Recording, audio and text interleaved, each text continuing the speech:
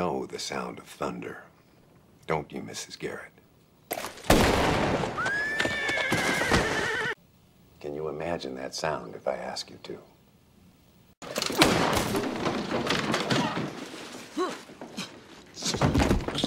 Your husband and me had this talk.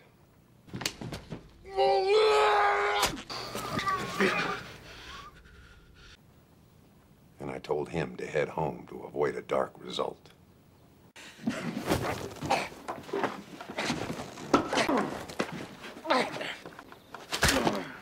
But I didn't say it in thunder.